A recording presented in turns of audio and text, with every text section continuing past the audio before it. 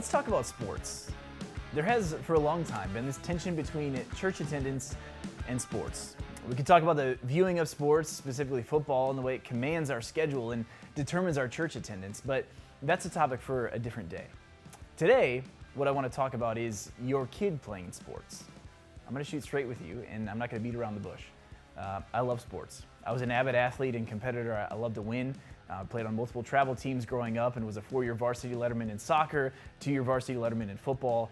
I love sports, and I've played a lot of them. But when we look at kids' sports today, it's on a whole other level.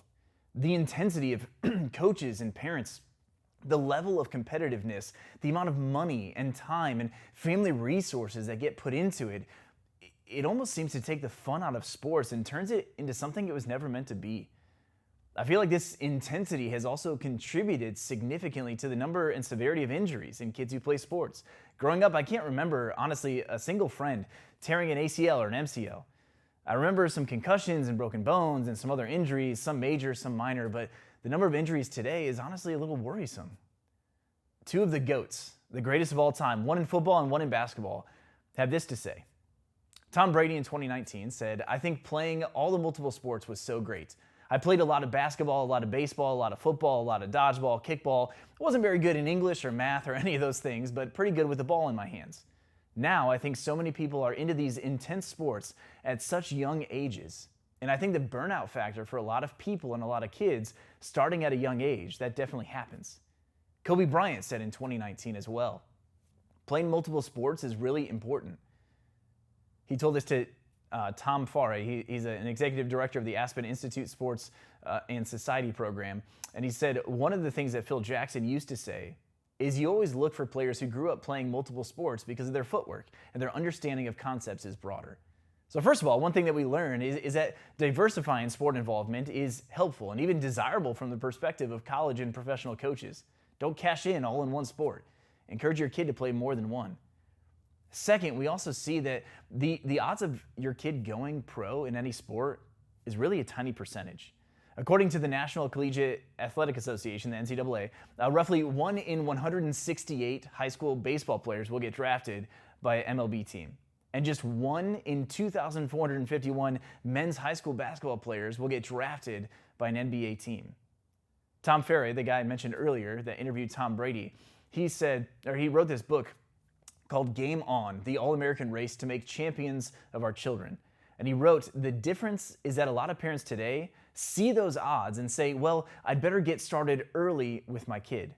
He references Kobe Jones, who's a sports broadcaster and former professional soccer player who competed in the Olympics and 3 World Cups. He was elected to the 2011 National Soccer Hall of Fame. And he said this, Kobe Jones said, "Wanting your child to be a college athlete or even play sports professionally is a great goal to have.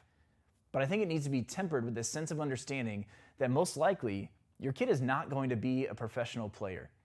In fact, Jones himself doesn't put that pressure on his own kids very intentionally because it doesn't matter to him whether his kids become great soccer players or professionals. He just wants them to love sports and to benefit from being part of a team. So if I can encourage you to think about the priorities you have for your kid or your kids, are they aligned in the right place? Do you want your kid to go pro or get a scholarship or succeed at some higher level in the sport they play? It's not a bad thing. But if it comes at the expense of their spiritual growth and their relationship with Jesus, I think it becomes what the Bible calls an idol. It may be an idol that your kid has, and it may be an idol that you as a parent have. Sports pulls at our human design to worship, but sports is a false god that will leave you wanting.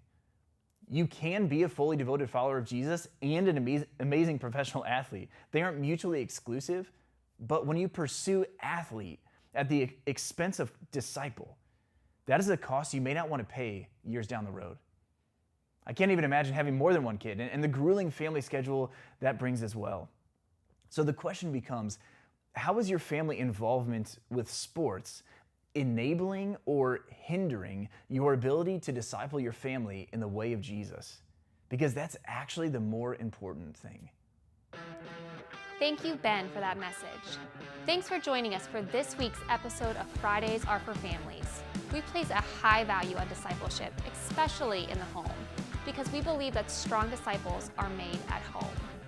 That is why we have a heart to do what we can to empower and equip you to grow as a disciple of Jesus yourself and a disciple maker of your kid.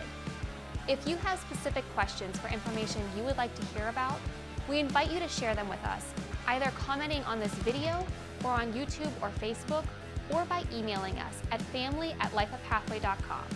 See you next week.